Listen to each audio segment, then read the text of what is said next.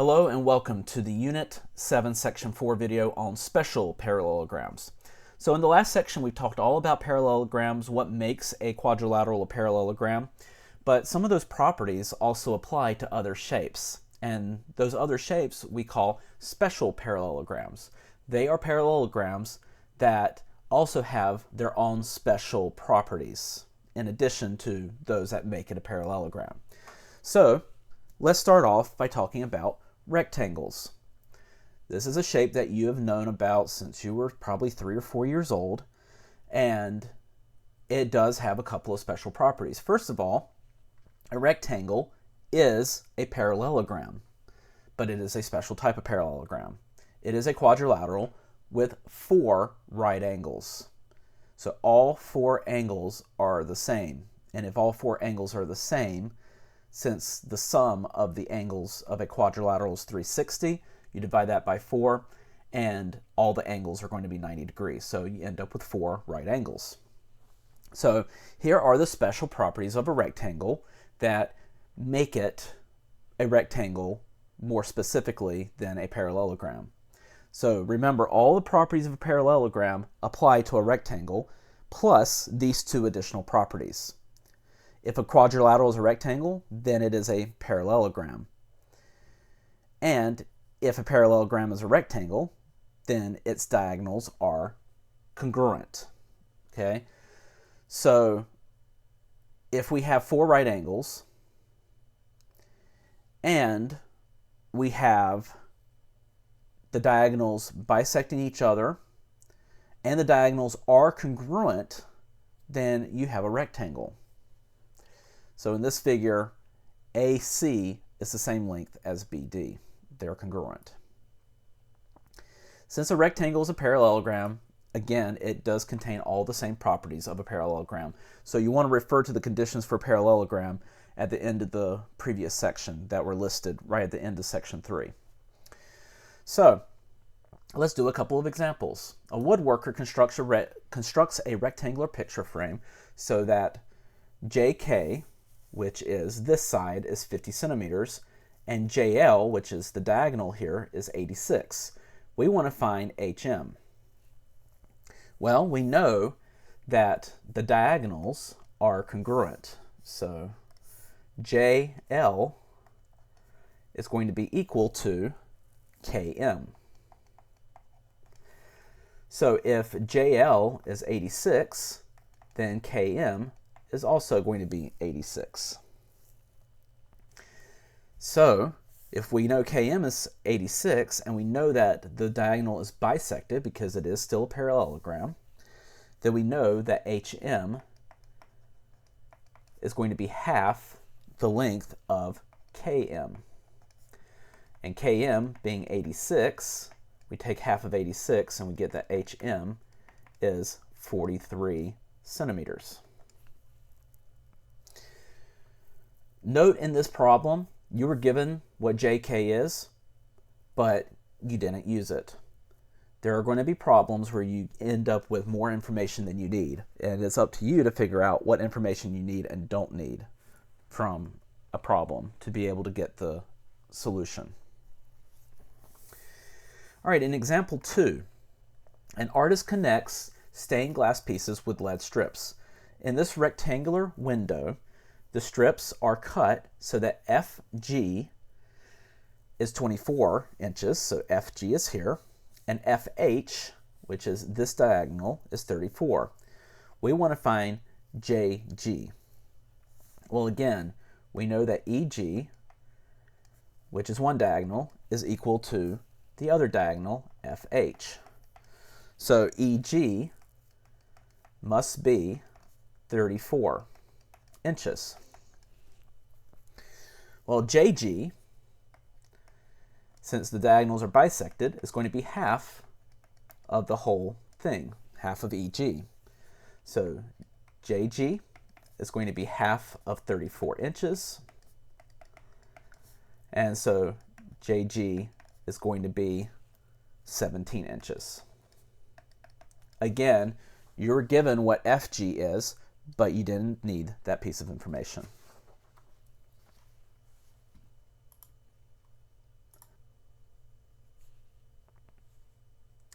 All right, let's talk about properties of rhombuses. A rhombus is another special quadrilateral. It is a quadrilateral with 4 congruent sides, okay? So the angles are not necessarily all congruent, but the sides are. If a quadrilateral is a rhombus, then it is a parallelogram, because a rhombus is a special type of parallelogram. If a parallelogram is a rhombus, then its diagonals are perpendicular, okay? So these diagonals meet at a 90-degree angle. If a parallelogram is a rhombus, then each diagonal bisects a pair of opposite angles, okay? So the diagonal BD bisects angle B into 2 congruent angles, and it also bisects angle D into 2 congruent angles. Same thing can be said for diagonal CA or AC. It also bisects angles A and C. So like a rectangle, a rhombus is a parallelogram, so you can apply the properties of parallelograms to rhombuses as well. So let's do a couple of examples of rhombuses. So here we're told that this is a rhombus. We're going to find what VT is, which is this side. Well, what we know about a rhombus is all the sides are the same. So ST is going to be the same as SR. So let's go ahead and write that. ST is the same length as SR. Well, if ST is 4x plus 7 and SR is 9x minus 11, we can solve this to find out what x is. So 18 equals 5x, divide each side by 5, and you get 3.6 is equal to x. Now we know that VT, which is what we're looking for, is the same as either ST or SR. So in this example, let's go ahead and set it equal to ST. You could just as well set it equal to SR. VT is going to be equal to 4x plus 7, which is 4 times 3.6 plus 7. And that is going to end up giving you 21.4.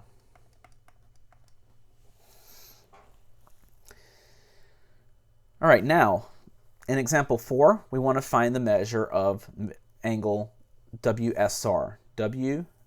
WSR is right here.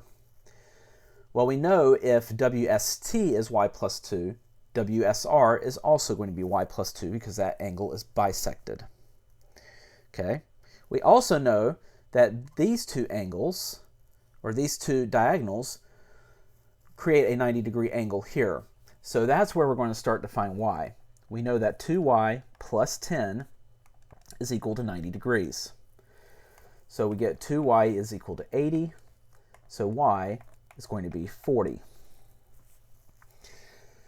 And as we stated, the measure of angle WSR is going to be the same as the measure of angle WST, or TSW.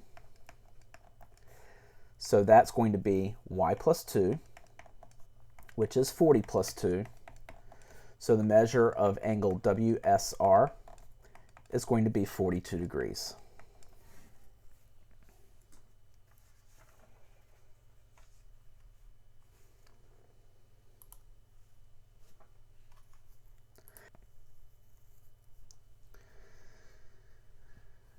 All right, now let's talk about the properties of squares. A square is a quadrilateral with 4 right angles and 4 congruent sides. A square is also a parallelogram, it is a rectangle, and it is a rhombus, so a square has the properties of all 3. A square is a regular quadrilateral since all the sides are the same length and all the angles are the same measure. And I mentioned that a couple of sections ago, that a square is a regular quadrilateral. So, not much else to do with squares. They just take on all the properties of rhombuses, rectangles, and parallelograms. There's nothing additional that a square has in terms of specific properties.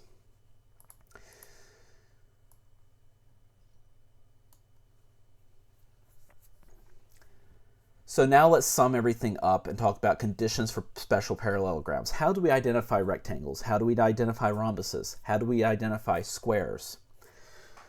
Well, when you're given a parallelogram with certain properties, we can use the theorems to determine these things. So for rectangles, if one angle of a parallelogram is a right angle, then the parallelogram is a rectangle, because that one right angle is going to force the other three to also be right angles.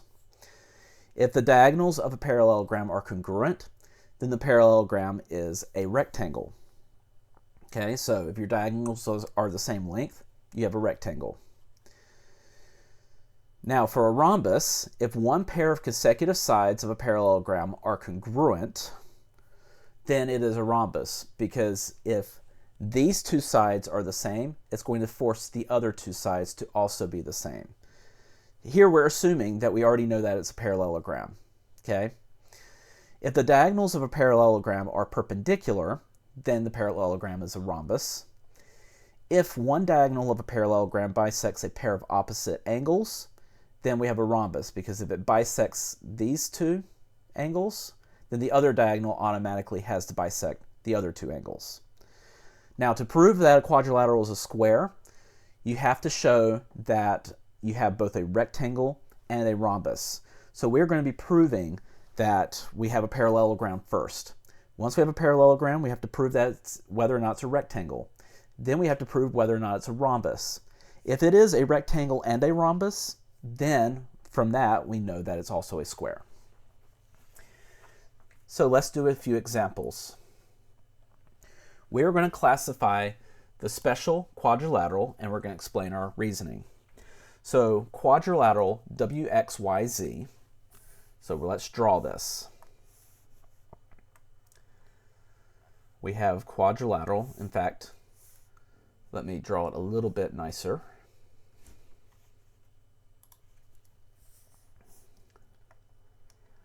So let's say we have quadrilateral WXYZ. Okay? So WXYZ.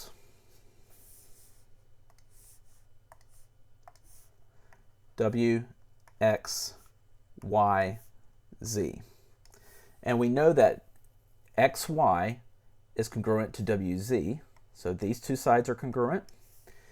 And we know that XW is congruent to YZ, so this side and this side are congruent. And we know that XZ here is equal to WY here. Okay, so the diagonals are the same length as well. So remember, when you draw the diagram, it may not necessarily be to scale, but it is helpful to kind of see, when you're just given a lot of information, kind of see where these things are in relation to one another. So let's take this piece by piece. First of all, we know that the quadrilateral with both sets of opposite sides, we know that we have a parallelogram.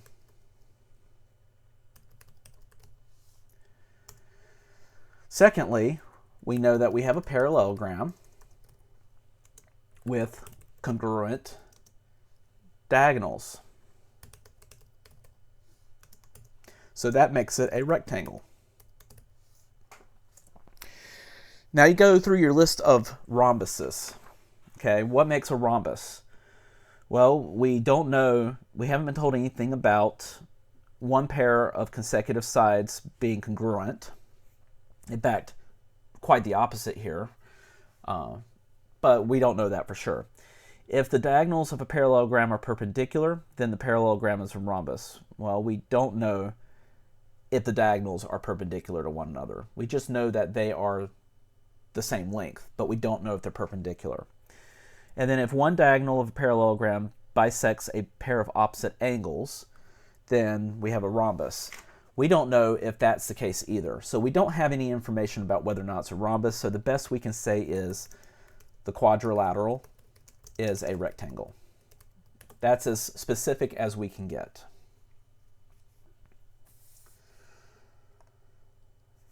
All right, for B, we're given information again about a quadrilateral. So our first step is to draw a sketch of it. We have quadrilateral A, B, C, D. And so now we know that AB and CD are congruent, so we can mark that. BC and DA are congruent, so we can mark that.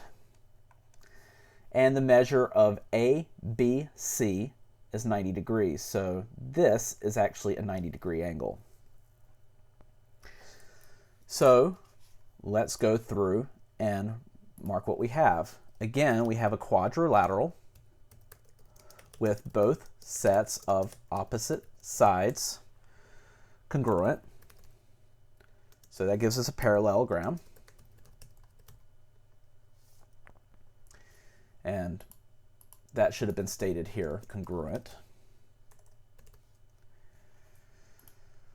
Okay, now the next thing we have is that we have a parallelogram with one right angle. And so that gives us a rectangle. So the quadrilateral is a rectangle. Again, we do not have any information regarding whether or not this particular quadrilateral can be a rhombus. And I'll let you go through those conditions for a rhombus for yourself on this one. All right, in example 6, we want to determine if the conclusion is valid. So here we're told what type of quadrilateral we have, what kind of special parallelogram we have. So we're going to determine if this is indeed the case. So first step into doing this is we have to determine if ABCD is parallelogram. Well, here we are told that the quadrilateral has both sets of opposite sides congruent. That's indicated by AB is congruent to CD and BC is congruent to AD. So if we have a quadrilateral with both sides or both sets of opposite sides congruent, then we have a parallelogram. So we have a parallelogram. Now let's see if we have a rectangle, because what we're trying to see is if the conclusion that it's a square is valid. Well, we are told that AD is perpendicular to DC. Well, those are neighboring sides that are perpendicular. So if they are neighboring sides are perpendicular, then you have one 90-degree angle, which makes the rest 90 degrees.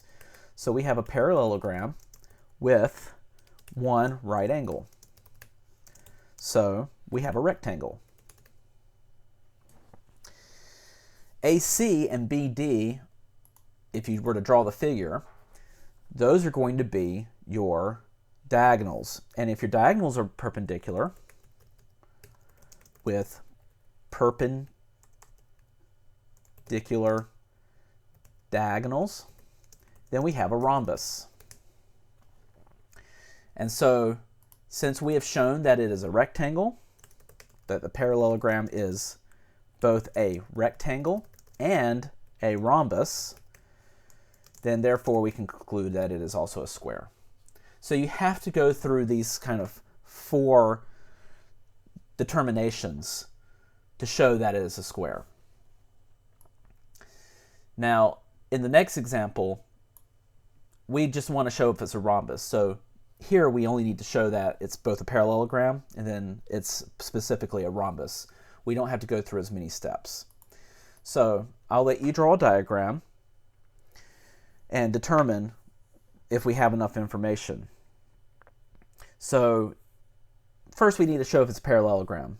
We're told that EF and FG are congruent. Okay, so EF and FG are the same length. So if the neighboring sides are the same length, then we could possibly have a rhombus. But we're also told that EG is perpendicular to FH, which are your diagonals. Again, enough to tell us that it's a rhombus, but we haven't necessarily been told enough information to determine whether or not it's a parallelogram. What you need to know is, we need to know that EF is congruent to FG, or the measures are equal to each other, and that FG is the same as EH. So, since we're missing that key information, we don't necessarily have a parallelogram. Not necessarily a parallelogram. Now, you notice the word necessarily here. It could very well be a parallelogram. We just don't have enough information to make that determination. Okay, so that's why we're saying not necessarily a parallelogram. And since EFGH is not necessarily a rhombus, since it could not be proven that it was a parallelogram. Okay, so if we can't prove that it's a parallelogram, you can't necessarily prove that it's a rhombus. You have to show that it's a parallelogram first. All right, so that finishes off this section. We talked about special parallelograms, those being rectangles, rhombuses, and squares. Coming up in the next section, we're going to talk a little bit more about making these identifications in the coordinate plane, and we will kind of pull together all the conditions for parallelograms, rectangles, and rhombuses into one place so that you can make those determinations and see the similarities between parallelograms, rectangles, rhombuses, and squares, and how you deal with those classifications and how they're related.